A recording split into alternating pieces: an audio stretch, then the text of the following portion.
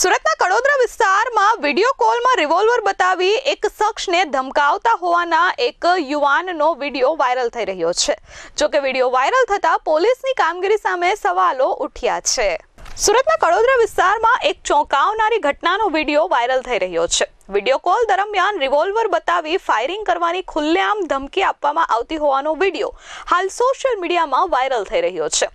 આ ઘટનાએ આખા વિસ્તારમાં ભયનો માહોલ ઊભો કર્યો છે। જો કે પોલીસ દ્વારા હજુ સુધી કોઈ સત્તાવાર કાર્યવાહી કરવામાં આવી નથી।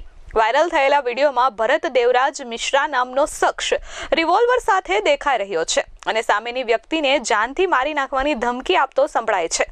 આ પ્રકારની ખુલ્લી ધમકી અને હથિયાર પ્રદર્શન છતાં આરોપી સામે કોઈ તાત્કાલિક કાર્યવાહી ન થતા ચર્ચાનો વિષય છે।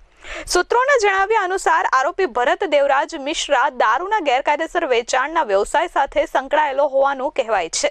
જો કે આ બાબતે પોલીસ તરફથી હજુ સુધી કોઈ સત્તાવાર નિવેદન આપવામાં આવ્યું નથી, પરંતુ આ વ્યક્તિ પાસે રિવોલ્વર ક્યાંથી આવી અને તે ખુલ્લેઆમ લોકોને કઈ રીતે ધમકાવી રહ્યો છે તેને લઈ અનેક સવાલો ઉઠી રહ્યા છે।